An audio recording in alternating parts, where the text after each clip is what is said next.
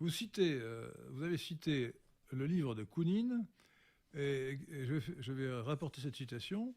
Nous n'avons pas la moindre idée, dit Kounine, de ce qui provoque l'échec des modèles, incapables de nous dire pourquoi le climat a changé pendant des décennies. C'est profondément troublant car le réchauffement observé au début du XXe siècle est comparable à celui que nous avons observé à la fin du XXe siècle. Eh bien, je vais avoir l'audace de vous dire, Kounine n'a pas la moindre idée de ce qui provoque l'échec des modèles mathématiques, mais moi je sais.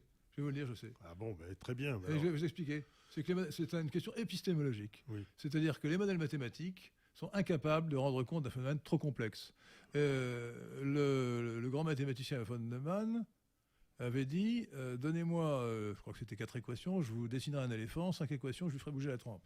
Autrement dit, quand on ajuste un modèle mathématique sur les données du passé, on peut toujours les expliquer à condition d'avoir un nombre suffisant d'équations. Bon.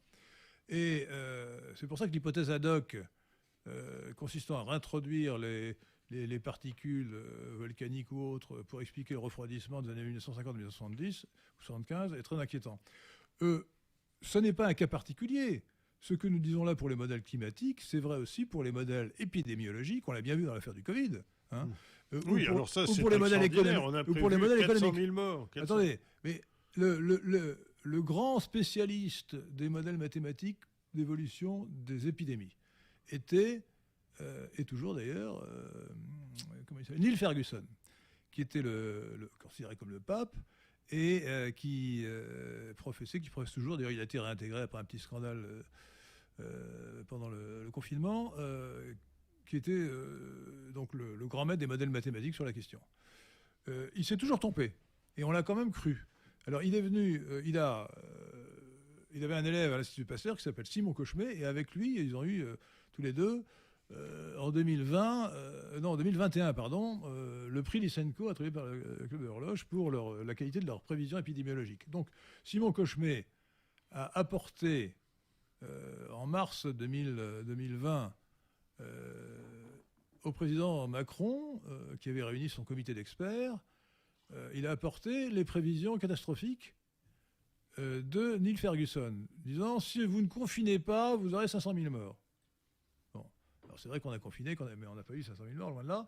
Mais la Suède... Alors, le même Neil Ferguson est allé en Suède, et il est allé dire aux Suédois « Si vous ne confinez pas, vous aurez 100 000 morts ». Mais là, la Suède a eu la chance d'avoir un épidémiologiste officiel qui s'appelait Tegner, je crois, ou Tegnell, plutôt Tegnell, qui n'a pas cru un seul instant à ses prévisions. Ils n'ont pas confiné, ils n'ont pas eu 100 000 morts, ils ont eu 6 000 morts. Bon. Autrement dit, les modèles épidémiologiques de M. Neil Ferguson n'ont aucune valeur. Bon. Et c'est la même chose pour les modèles économétriques. Un modèle ne peut être considéré comme valable que s'il est capable de faire des prévisions pour l'avenir, qui soient vérifiées après coup, et non pas des prévisions sur le passé, ce qui est un peu facile, et qui ne soient pas des prévisions banales. Bon.